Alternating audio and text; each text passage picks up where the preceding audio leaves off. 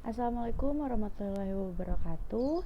Salam sejahtera untuk kita semua. Pertama-tama saya mengucapkan terima kasih kepada Bapak Rizky Arif Nugroho selaku dosen pengampu pada mata kuliah Manajemen Administrasi Pembangunan karena telah mengizinkan kelompok kami yaitu kelompok 3 untuk mempresentasikan hasil dari tugas besar kami yang berjudul Evaluasi Program Kota Kumuh Kotaku dalam Dimensi Smart Governance oleh Dinas Pekerjaan Umum dan Perumahan Rakyat Kota Balikpapan.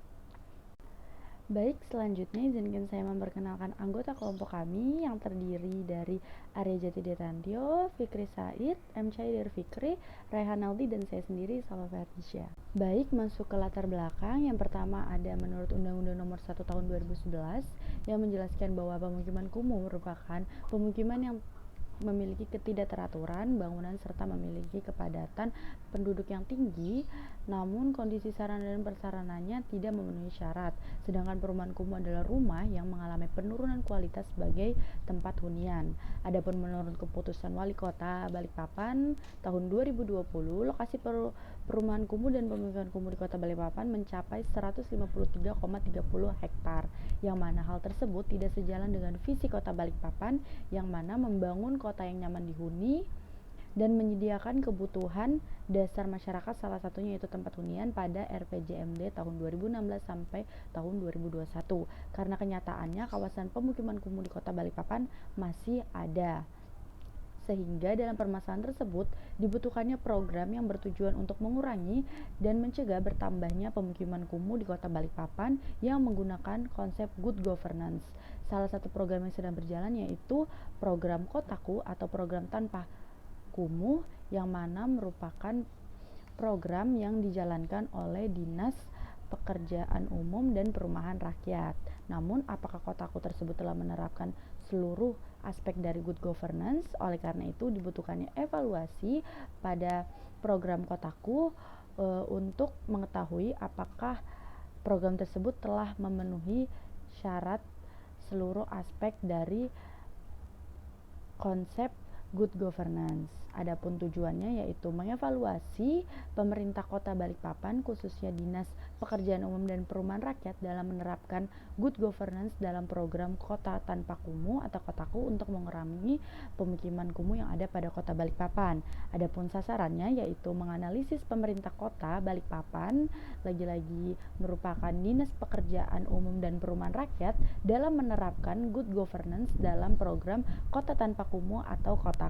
Baik, selanjutnya masuk ke tinjauan literatur. Ada tinjauan literatur yang kami pakai. Yang pertama ada good governance sendiri yang merupakan tata kelola pemerintah yang baik dalam mewujudkan konsep good governance sendiri memiliki 3 keterkaitan dari 3 aktor utama, yaitu yang pertama ada pemerintah sebagai pihak penyelenggara, korporat sebagai penggerak bidang perekonomian, dan masyarakat sipil sebagai pihak penyesuai. Adapun kriteria good governance sendiri dinilai dari keberhasilannya dari konsep good governance bisa melalui beberapa aspek-aspek yang telah ada. Yang pertama ada aspek partisipasi, rule of law, transparansi, daya tanggap, konsekuensus, keadilan, efektivitas dan efisiensi, akuntabilitas, dan visi strategis. Selanjutnya ada pemukiman kumuh yang merupakan yang pertama ada pemukiman yang merupakan bagian dari lingkungan hunian yang terdiri dari lebih dari satu perumahan yang mempunyai prasarana, sarana utilitas umum, serta penunjang kegiatan fungsi lain di kawasan perkotaan ataupun pedesaan. Sedangkan pemukiman kumuh sendiri menurut Masrun tahun 2009 memaparkan bahwa pemukiman kumuh mengacu pada aspek lingkungan hunian dengan atau komunitas. Pemukiman kumuh dapat diartikan sebagai salah satu lingkungan pemukiman yang telah mengalami penurunan kualitas atau memburuk baik secara fisik, sosial, ekonomi maupun sosial budaya yang tidak mungkin dicapainya kehidupan yang layak bagi penghuninya. Adapun faktor-faktor yang menjadikan terjadinya pemukiman kumuh, yang pertama ada faktor urbanisasi, faktor lahan perkotaan, faktor prasarana dan sarana, faktor sosial dan ekonomi, serta faktor tata ruang. Baik, selanjutnya ada metode penelitian, di mana adapun metode penelitian yang digunakan yaitu metode deskriptif kuantitatif, di mana metode deskriptif kuantitatif adalah mendeskripsikannya, meneliti dan menjelaskan sesuatu yang dipelajari apa adanya, dan menarik kesimpulan dari fenomena yang dapat diamati dengan menggunakan angka-angka atau scoring, sehingga nantinya dari perhitungan tersebut dapat disimpulkan melalui tabel dan dituliskan dalam bentuk deskripsi. Selanjutnya adapun teknik pengumpulan data yang kami gunakan yaitu pada poin ini dikemukakan pengumpulan data berdasarkan teknik yakni melalui pengumpulan data sekunder. Pengumpulan data sekunder merupakan data yang diperoleh melalui instansi, kuesioner, literatur, buku-buku penelitian terdahulu, dan juga peraturan-peraturan lainnya. Lalu adapun metode analisis yang kami gunakan yaitu metode scoring yang merupakan teknik analisis data kuantitatif yang digunakan untuk memberikan nilai pada setiap karakteristik parameter dari sub-sub variabel sehingga nilainya dapat dihitung dan ditentukan peningkatnya. Lalu skor ditentukan oleh jawaban responden dengan membuat klasifikasi dan kategori yang cocok tergantung opini responden. Perhitungan scoring dilakukan dengan menggunakan skala Likert. Selanjutnya, adapun variabel yang kami gunakan yaitu berdasarkan konsep good governance yang harus dilakukan dan diukur melalui pelaksanaan pelayanan publik, birokrasi dan kebijakan publik. Kemudian dengan menggunakan model evaluasi dengan dua komponen yang digunakan yaitu evaluasi proses dan juga evaluasi produk, maka berikut variabel penelitian yang digunakan yaitu dengan indikator pelayanan publik, yaitu variabelnya ada tingkat pelayanan dengan definisi tingkat kepuasan masyarakat terhadap pelayanan yang diberikan.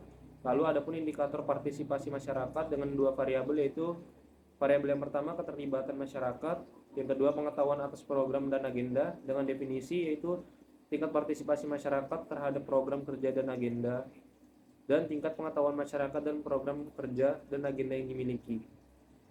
Lalu adapun indikator transparansi yaitu transparansi terhadap informasi dan juga keterjangkauan informasi dengan definisi tingkat keterbukaan atas informasi, program kerja maupun agenda yang dimiliki serta tingkat keterjangkauan informasi yang dapat diakses oleh seluruh lapisan masyarakat. Dan yang terakhir ada indikator teknologi informasi dengan variabel pemanfaatan teknologi serta definisinya yaitu pemanfaatan teknologi dalam pelayanan publik. Oke, selanjutnya masuk ke pembahasan. Di sini apa sih Dinas Pekerjaan Umum dan Penataan Ruang? Jadi Dinas Pekerjaan Umum selaku dinas yang menangani masalah infrastruktur Kota Balikpapan pada urusan jalan dan jembatan, sumber daya air dan drainase, penyihatan lingkungan perumahan serta gedung pemerintahan. Adapun visi dari Dinas Pekerjaan Umum ini terwujudnya infrastruktur kota yang representatif dan berwawasan lingkungan.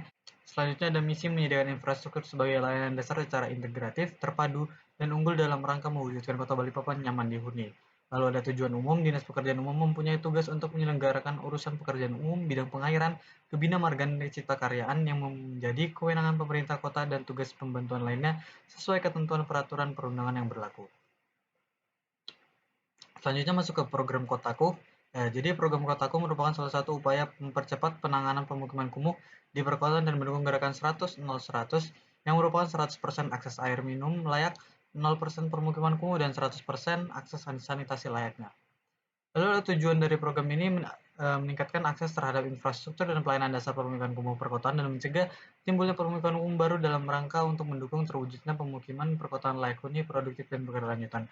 Ada kegiatan inti dari program ini sendiri yaitu pembangunan atau rehabilitasi infrastruktur pemukiman baik skala lingkungan maupun skala kawasan.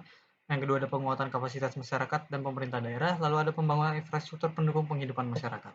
Selanjutnya ada fakta lapangan kondisi program Kotaku Dinas Pekerjaan Umum dan Perumahan Rakyat Kota Balikpapan, di mana berdasarkan ulasan yang diberikan oleh masyarakat pada Dinas Pekerjaan Umum Kota Balikpapan melalui platform Google, rata-rata bintang sebesar 3,8 dari 13 orang. Lalu ada pada program Kotaku, tingkat kemudahan akses informasi yang dilakukan oleh Dinas Pekerjaan Umum dan Perumahan Rakyat Kota Balikpapan sudah cukup jelas untuk mengakses, dapat diakses menggunakan web resmi pada halaman Kotaku. Lalu untuk partisipasi masyarakat dalam pelaksanaan program Kotaku Balikpapan terlihat pada pelaksanaan kegiatan pembangunan drainase yang dilakukan melalui kelembagaan yang ada, baik pada lembaga keswadayaan masyarakat atau LKM, lalu maupun kelompok pemanfaatan dan pemelihara atau KPP. Kemudian berikut ini merupakan hasil persepsi responden dari masyarakat sendiri. Untuk yang pertama, menjawab bahwa 100% responden masyarakat sudah cukup terlibat dalam proses perencanaan keputusan terkait penanganan kota kumuh. Kemudian untuk kuesioner yang kedua, menjawab sebanyak 75% responden menjawab bahwa hukum yang dilaksanakan sudah konsisten ditegakkan dan keterlibatannya sudah terjaga.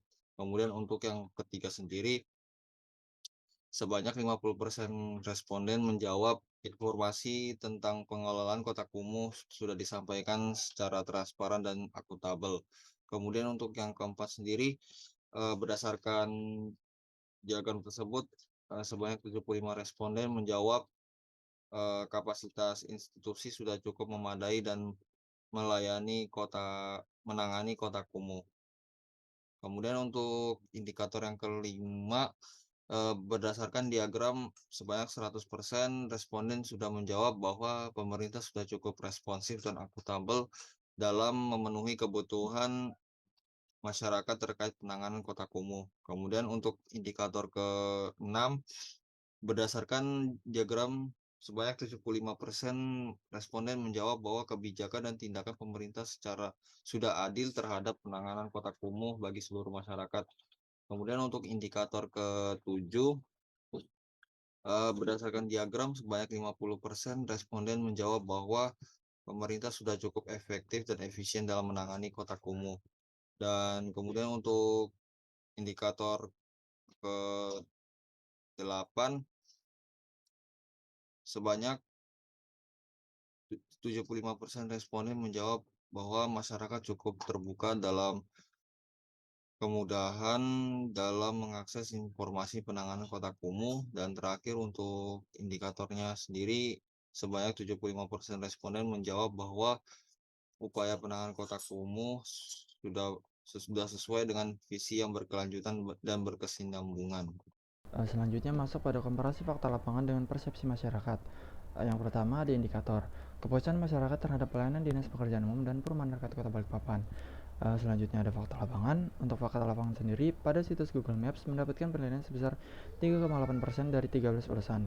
Itu yang berarti masyarakat sudah cukup puas dengan pelayanan Dinas Pekerjaan Umum dan Perumahan Rakyat. Yang ketiga ada hasil kuesioner. Untuk hasil kuesionernya sendiri, berdasarkan ulasan yang diberikan oleh masyarakat pada Dinas Pekerjaan Umum Kota Balikpapan melalui Google Maps, rata-rata bintang sebesar 3,8% dari 13 orang. Untuk pembahasannya sendiri, Dinas Pekerjaan Umum dan Perumahan Rakyat Kota Balikpapan telah cukup baik dalam memberikan pelayanan kepada masyarakat.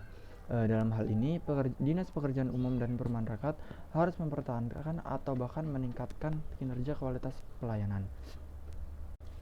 Selanjutnya masuk pada pembahasan, yaitu rekomendasi kepada Dinas Pekerjaan Umum Kota Balikpapan. Yang pertama, untuk memperbarui informasi pada laman Dinas Pekerjaan Umum Kota Balikpapan agar masyarakat dapat mudah mengakses informasi maupun program kerja yang dilaksanakan. Yang kedua, untuk melakukan sosialisasi dengan konsisten bersama masyarakat agar program yang dilaksanakan akan sesuai dengan yang dibutuhkan oleh masyarakat. Yang ketiga, dan menghadirkan fitur pelaporan atau fitur saran pada laman Dinas Pekerjaan Umum Kota Balikpapan agar masyarakat dapat melaporkan ketidaksesuaian program yang dilaksanakan pada fakta lapangan. Yang keempat, meningkatkan kualitas pelayanan oleh Dinas Pekerjaan Umum Kota Balikpapan agar masyarakat puas dengan pelayanan yang diberikan. Dan yang terakhir, melakukan publikasi terkait program kerja yang sedang dilakukan agar masyarakat mendapatkan feedback yang tertera. Adapun kesimpulan yang dapat ditarik pada penelitian kami, yang pertama yaitu Dinas Pekerjaan Umum dan Perumahan Rakyat Kota Balikpapan telah cukup baik dalam memberikan pelayanan kepada masyarakat. Dalam hal ini, Dinas PUPR harus mempertahankan atau bahkan meningkatkan kinerja kualitas pelayanan. Yang kedua, Dinas Pekerjaan Umum dan juga Perumahan Rakyat Kota Balikpapan telah cukup dalam hal memberikan informasi kepada masyarakat. Yang ketiga, Dinas Pekerjaan Umum dan juga Perumahan Rakyat Kota Balikpapan telah baik dalam hal melakukan penentuan kebijakan. Yang keempat, Dinas PUPR Kota Balikpapan telah cukup responsif dan akuntabel dalam memenuhi kebutuhan masyarakat terkait penanganan kota kumuh. Yang kelima, Dinas Pekerjaan Umum dan Perumahan Rakyat Kota Balikpapan telah adil terhadap penanganan kota kumuh bagi seluruh masyarakat. Yang keenam, Dinas Pekerjaan Umum dan Perumahan Rakyat Kota Balikpapan sudah cukup baik dalam menangani kota kumuh. Yang ketujuh, masyarakat sudah cukup terlibat dalam proses perencanaan dan pengambilan keputusan terkait penanganan kota kumuh. Dan yang terakhir, Dinas Pekerjaan Umum dan Perumahan Rakyat Kota Balikpapan sudah cukup efektif dan efisien dalam menangani kota kumuh. Baik, terima kasih karena telah menyaksikan dari presentasi kelompok kami, yaitu kelompok 3. Kurang lebihnya mohon maaf. Wassalamualaikum warahmatullahi wabarakatuh.